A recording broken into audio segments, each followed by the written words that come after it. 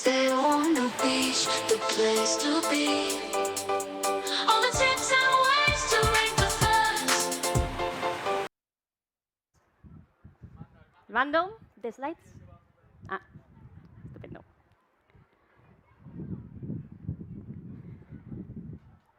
Muchas gracias. Pues bienvenidos a una aventura épica que vamos a vivir hoy. Hoy vamos a jugar a un juego en el que no vamos a derrotar un dragón, vamos a conquistar las Core Web Vitals. Y este no es un juego cualquiera, este es un juego crucial que cualquier sitio web debe conquistar para triunfar en el reino digital. ¿Estamos listos? ¿Sí? Vamos allá. Yo voy a ser vuestra guía en esta travesía. Soy Estela, soy hechicera de Web Performance en Shopify. Formo parte del equipo de Growth Services junto con otros hechiceros y hechiceras de Web Performance, SEO, CRO, desarrollo web, que ofrecemos servicios de consultoría a clientes de Shopify. Mi herramienta favorita son las Chrome DevTools y mi superpoder es la detección de cuellos de botella durante la carga de una página web. Y hechas las presentaciones, estamos listos para empezar nuestro entrenamiento. Todo buen juego empieza con una leyenda. Y nuestra leyenda empieza en Google para desarrolladores. Cuenta la leyenda que las Core Web Vitals son un conjunto de métricas que miden la experiencia real que tienen los usuarios con la velocidad de carga, la estabilidad visual y la interactividad de una página. No solo esto, sino que esto, junto con otros aspectos de la experiencia de página, es lo que, cita textual, los sistemas de posicionamiento principales de Google buscan recompensar. Con lo cual, no sé si habéis jugado a suficientes juegos como yo, pero yo veo claro que tenemos aquí 3 niveles que superar. Tenemos el nivel de velocidad de carga, nivel de estabilidad visual, nivel de interactividad para conseguir una recompensa. No estaremos solos en este viaje. Vamos a contar con la ayuda del Chrome User Experience Report, o CRUX, o CRUX en castellano cerrado, y lo podemos invocar de diferentes maneras. Podemos directamente consultar datos en el CRUX, sea a través de BigQuery o a través de la API. Podemos utilizar PageSpeed Insights a través de la web o de la API. También tenemos información en Google Search Console y más recientemente tenemos también información disponible en Chrome DevTools. Ayer ya en algunas charlas se ha hablado de las limitaciones que tiene el CRUX, con lo cual también es muy importante en este viaje contar con un buen kit de herramientas, concretamente herramientas de Real User Monitoring, lo que vendría a ser como un Analytics de Web Performance. Y esto os lo podéis hacer pues, vosotros directamente con las APIs de los navegadores que soportan las Core Web Vitals, como contaba ayer Víctor, que lo han hecho en Vodafone, o podéis utilizar la librería de Web Vitals.js, o podéis directamente pues, utilizar un proveedor de terceros y pues, contratar la herramienta que directamente os dará un script, lo ponéis y se ocupan de todo lo demás para recopilar esta información. Y una pregunta antes de seguir. Os haré varias preguntas durante este juego. ¿Sabéis qué datos utiliza Google Search para evaluar las Core Web Vitals de una página? Quizás las herramientas de RAM de las que estoy hablando. Quizás la puntuación de Lighthouse en PageSpeed Insights. Quizás la experiencia que tiene Googlebot cuando rastrea esa página. O los datos del Chrome User Experience Report. ¿Alguien que se lance? Si no os lo diré, no pasa nada. La respuesta correcta es el Chrome User Experience Report. Lo siento si alguien pensaba que era Lighthouse en PageSpeed Insights. A nadie le importa tu puntuación de Lighthouse y menos a Google, ¿vale? Tengamos esto claro. Con lo cual, con esto claro, podemos comenzar nuestra aventura. Empecemos con el primer nivel, velocidad de carga. En este caso nos vamos a enfrentar al Largest Contentful Paint, LCP, que lo que hace es medir el tiempo que tarda en renderizarse en pantalla el elemento más grande visible en el viewport desde que se carga la página web. Esto puede ser un elemento de texto, un nodo de texto, o una imagen o un vídeo. Y para vencer a este adversario, nos conocemos ya los umbrales. Tenemos que conseguir que esté por debajo de 2 segundos y medio para al menos el 75% de las páginas vistas. Hasta 4 segundos necesita mejorar, pero por encima ya son experiencias pobres. Y pregunta, os he dicho que mide desde que se carga la página web, pero ¿hasta cuándo se reporta el LCP? ¿Hasta el load, cuando se han cargado todos los recursos de la página? ¿Quizás hasta el DOM Content Loaded, cuando se ha parseado todo el HTML? ¿Hasta que haya una interacción del usuario? ¿O durante toda la navegación de la página? ¿Alguien se anima? La respuesta correcta es hasta que haya una interacción, ¿vale? Si no hay una interacción del usuario, el navegador va a seguir reportando cualquier elemento que sea más grande que los anteriores que ya estaban en pantalla. ¿Y qué tipo de recurso habitualmente suele ser el LCP?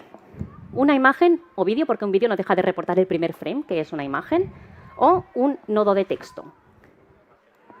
una imagen, no lo digo yo, lo dicen los datos. No sé si se ve muy bien con esta luz, pero estos son datos del Web Almanac del año pasado, del capítulo de Performance, y lo que vemos es que en el 83% de las páginas en desktop y el 73% en mobile de los millones de páginas que se realizan en el Web Almanac mostraban que era una imagen el elemento LCP.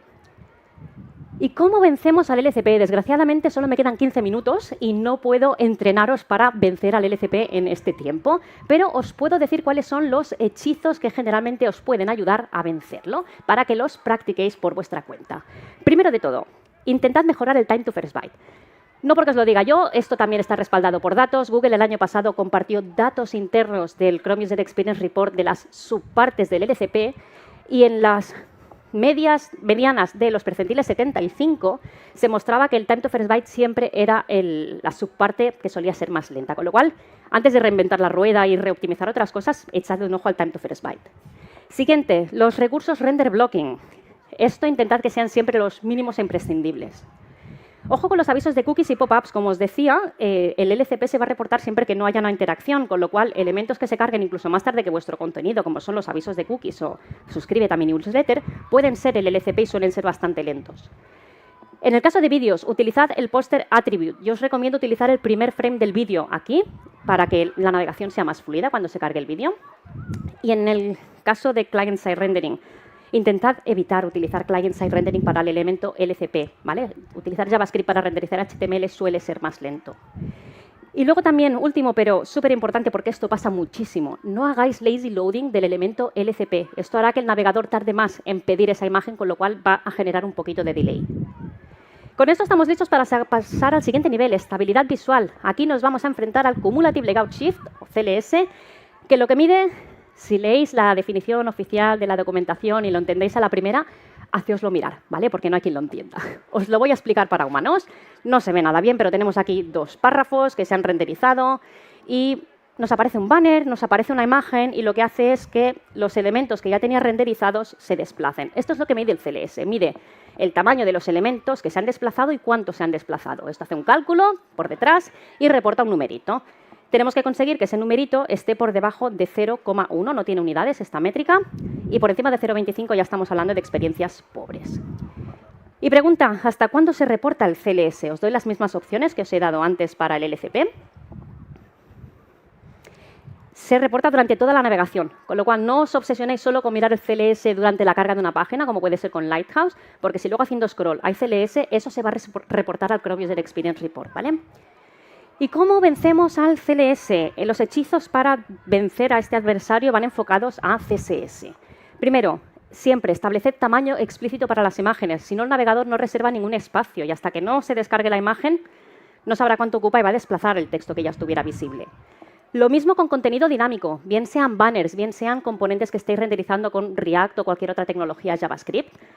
Tenéis que reservar el espacio que sabéis que va a venir aquí en este componente. Si no sabéis el tamaño, como puede pasar muchas veces con banners, poned por lo menos el tamaño mínimo que va a tener. Si tenéis un banner por lo que sabéis que mínimo va a ser de 200 píxeles, reservad 200 píxeles.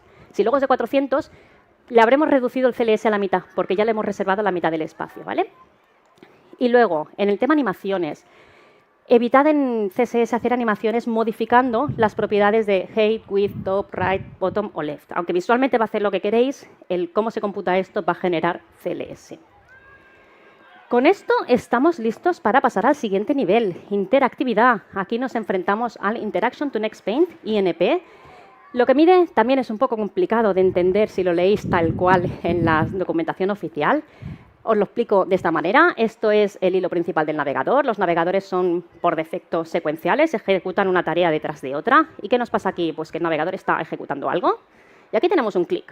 Y cuando haga este clic, el navegador tiene que esperar a acabar esta tarea antes de empezar a procesarla. Esto es el input delay. Esto es también lo que antiguamente el first input delay medía, ¿vale? Aquí tenemos todo el tiempo de procesamiento en amarillo. Tiene que calcular, tiene que hacer cosas y finalmente la parte esta morada y verde es la parte del presentation delay, lo que va a tardar realmente en mostrar el píxel en pantalla después de ejecutar todo lo anterior. Pues el INP mide todo esto, desde que la interacción sucede hasta que la respuesta visual aparece en pantalla. No solo esto se mide para todas las interacciones que tengamos con esa página y va a reportar la más lenta. Y lo que tenemos que conseguir es que esa interacción más lenta esté por debajo de 200 milisegundos. o hasta 500 milisegundos, ni tan mal, pero por encima ya hablamos de experiencias pobres. Pregunta aquí, ¿cuál de este tipo de interacciones no genera INP, no está medida por el INP? Clics que hagamos con el mouse, pulsaciones de tecla, por ejemplo, rellenando formulario, clicar las teclas, movimientos que hagamos con el mouse por la página o taps en una pantalla táctil con el dedo. Movimientos del mouse, ¿vale? Aunque esto puede generar alguna cosa porque tengáis algún trigger por ahí. El INP lo que mide son clics del mouse, pulsaciones de tecla y taps en pantalla táctil. ¿Y cómo vencemos al INP? En este caso, uno de los conjuros más eficaces es evitar cualquier tipo de JavaScript que la página no necesite. No siempre se puede conseguir, pero en la medida de lo posible, evitad JavaScript que no necesitéis. Y esto no es solo para desarrollo web, esto también es para marketing, ¿vale? Ojo con todos los tags que tengáis en Google Tag Manager que no son necesarios para la página que estéis cargando.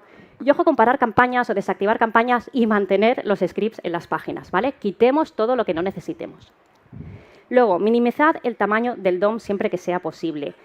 Según cómo se genera la interacción, según cómo se procese, el navegador puede necesitar recalcular los estilos de todo el DOM para poder mostrar en pantalla la respuesta visual. Si el DOM es gigante, súper complejo, este recálculo puede ser más costoso y hacer que la respuesta sea más lenta.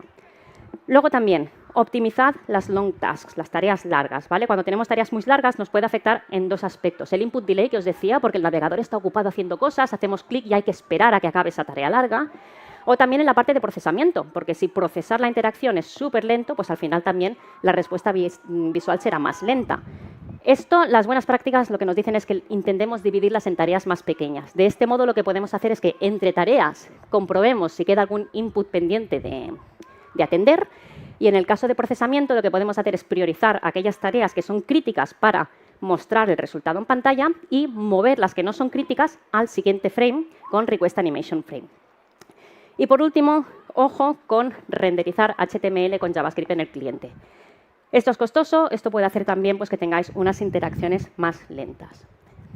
Y con esto, pues hemos superado los 3 niveles, ¿no? Llegamos al final del juego y esperamos nuestra recompensa, nuestro tesoro prometido.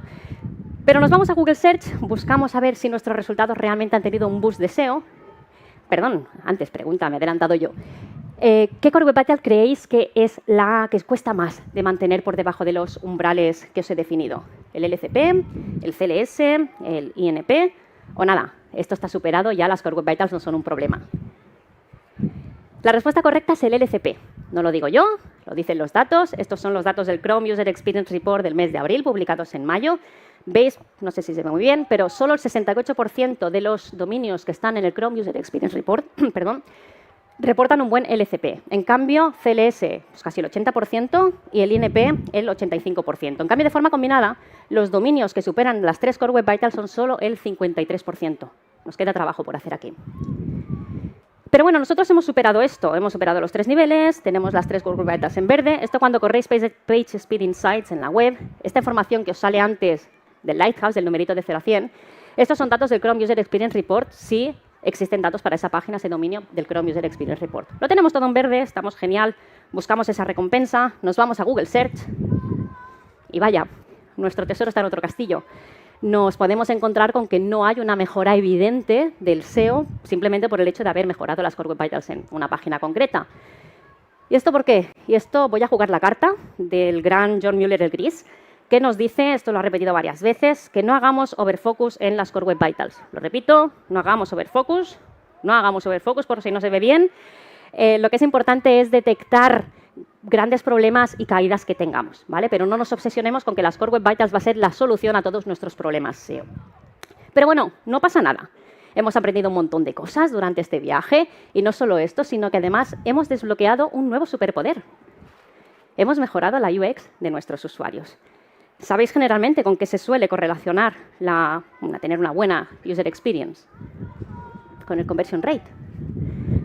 ¿Se correlaciona las Core Web Vitals con tener buenos resultados a nivel conversión? Bueno, pues yo os traigo un nivel extra con datos internos de Shopify. He agregado los datos de conversión y de Core Web Vitals de todas las tiendas que tenemos activas en Shopify. Shopify es una plataforma enorme, utilizada por millones de comercios, presente en más de 175 países. Y os vengo a mostrar pues, los aprendizajes y los datos que hemos obtenido. Lo que estoy haciendo aquí es comparar si pasan o no pasan las Core Web Vitals o cuáles son las Core Web Vitals que un dominio pasa versus el conversion rate. He agregado el percentil 75 para cada uno de los dominios, ¿vale? Y he cogido la media de la conversión. Y lo que veis que es que lo que mejor convierte, no puedo poner la escala por temas de privacidad, pero lo que mejor convierte es cuando las 3 Core Web Vitals están superadas. Lo siguiente que mejor convierte es cuando el LCP y el INP están bien, pero el CLS falla. Después, cuando el LCP y el CLS están OK, pero el INP falla. Después, CLS, INP OK, pero el LCP falla.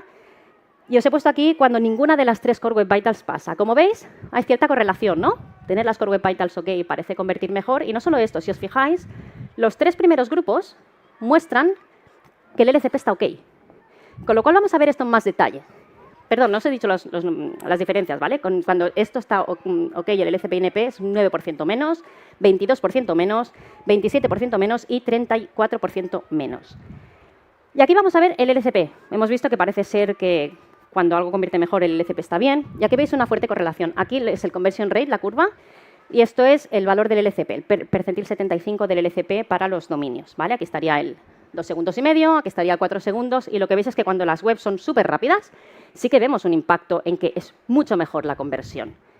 Cuando analizamos estos datos para el Interaction to Next Pane, vemos algo parecido. Hay por aquí algún outlier, pero sí que vemos que también cuando las interacciones son casi instantáneas, también se correlaciona con una mejor conversión.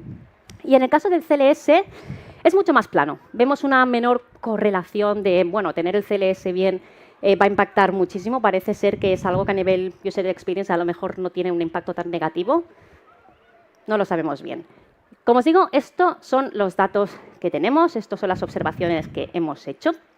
Y también muy importante, correlación no implica causalidad, ¿vale? Eso lo que os estoy diciendo es que lo que convierte mejor es cuando las Core Web Vitals están bien, pero hay muchas más cosas también que hay que analizar página a página para saber qué es lo que hay. Con esto finalizamos el juego y espero que os lleváis los aprendizajes de conjuros que vais a tener que, por vuestra parte, entrenar y practicar para dominar cada una de las Core Web Vitals. Y que veáis que no solo es el SEO lo que nos tiene que obsesionar cuando estamos mejorando las Core Web Vitals, sí que es una señal que se tiene en cuenta, no es el mayor ranking de... Ya estoy viendo pelotas por aquí. No es el mayor factor de posicionamiento que va a solucionar nuestros problemas SEO, pero sí es algo que puede ser muy interesante para ofrecer una mejor experiencia de usuario a nuestros clientes y que se puede correlacionar con una mejor conversión. Muchas gracias.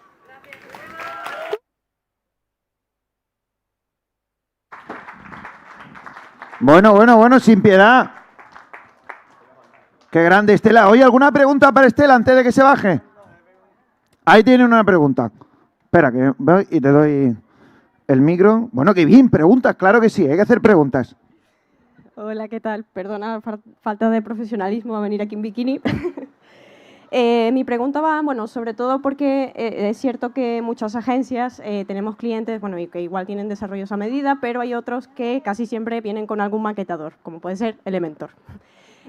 Como desarrolladora es verdad que hay veces que molesta mucho porque hay exceso de Doom, hay muchas cosas que cuesta bastante trabajar en ello y sobre todo mi pregunta va en qué opinas de esos maquetadores, el cómo podemos trabajar un poco, sé que eres más de Shopify, ¿vale? Pero cómo podemos trabajar un poco las Core Web Vitals teniendo esa limitación, ¿no? Porque muchas veces el cliente no quiere cambiar de maquetador, tenemos que trabajar con lo que hay. Entonces, ¿cómo podemos mejorar esas Core Web Vitals en función de eso, ¿no? De esa limitación que podemos tener? Hace falta volver. Ahora, gracias. Muy buena pregunta y desgraciadamente muchas veces nos vamos a encontrar con limitaciones técnicas. Entonces ahí tiene que haber una evaluación también de negocio versus tecnología. O sea, cuán de importante son las Core Web Vitals para mejorar el negocio y cuán de importante es el stack tecnológico que esté utilizando el cliente para tener el negocio en marcha. Entonces ahí no siempre va a ser posible, a veces se puede mejorar un poco, no siempre va a ser posible mejorarlo todo 100%. Porque lo que digo, hay limitaciones, pero no solo con WordPress, con este tipo, con Elementor o similares. Esto también puede pasar si en Shopify utilizáis algún tema o alguna aplicación que lo que esté haciendo es que se renderice con JavaScript el contenido en cliente y no utilizas lo que por defecto te permite la plataforma, que es recibir el HTML directamente del servidor. Y estas son limitaciones, pero claro, hay que poner en una balanza. ¿Cuánto me cuesta cambiar esto? El impacto que va a tener a nivel negocio y de adaptación de una nueva tecnología si realmente queremos hacerlo versus el beneficio que nos va a traer. Es una decisión delicada y lo que te digo es que desgraciadamente no hay una respuesta fácil de sí, claro, modificas esto y ya lo tienes arreglado. Desgraciadamente no es así. Bueno, pues qué maravilla, muchísimas gracias. ¿Hay alguna otra pregunta? ¿No? ¿Algún balonazo más? Pues fuerte el aplauso para Estela. ¿Sí? ¿Tenía una pregunta, han dicho? ¿No?